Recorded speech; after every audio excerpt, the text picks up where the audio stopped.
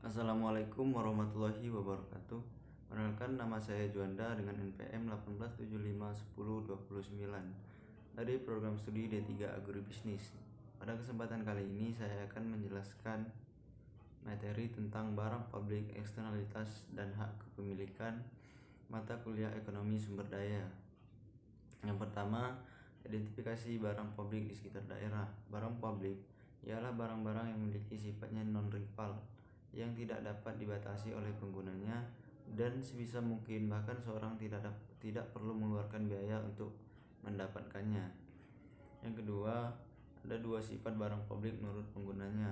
Yang pertama, non-rivalry, disebutkan bahwa penggunaan suatu barang oleh konsumen tidak akan mengurangi kesempatan konsumen lain untuk mengkonsumsi barang tersebut tanpa sedikit pun mempengaruhi manfaat yang diperoleh oleh orang lain.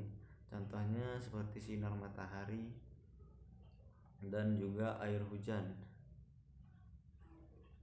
Yang kedua, ada non-excludable, yang berarti bahwa apabila suatu barang publik tersedia, maka tidak dapat menghalangi siapapun untuk memperoleh manfaat dari barang tersebut.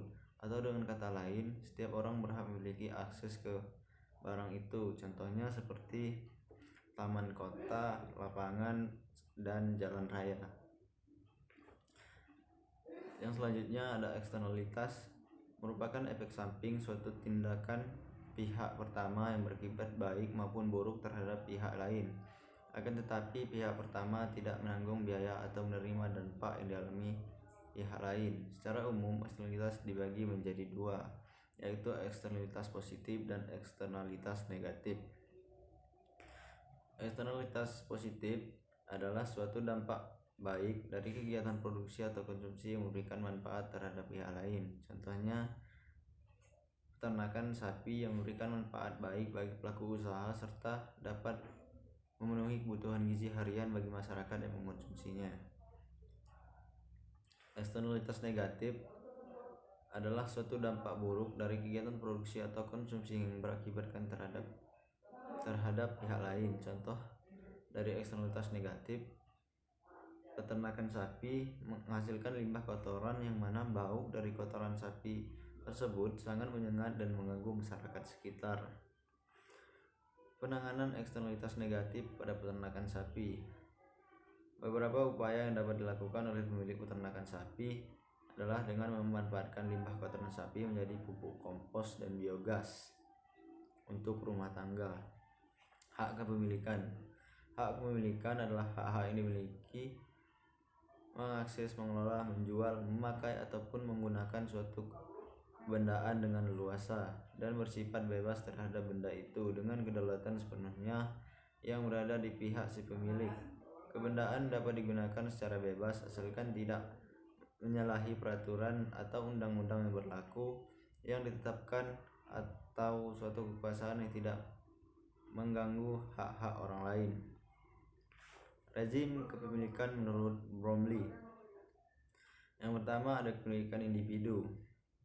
Kepemilikan pribadi atas suatu yang haknya melekat oleh si pemilik sehingga aturan yang berlaku ditetapkan sendiri. Contohnya di sini seperti kendaraan roda 2 ataupun roda 4. Kepemilikan bersama yaitu kepemilikan oleh sekelompok orang tertentu di mana hak dan kewajiban ditetapkan oleh suatu aturan dan setiap anggota wajib menaatinya.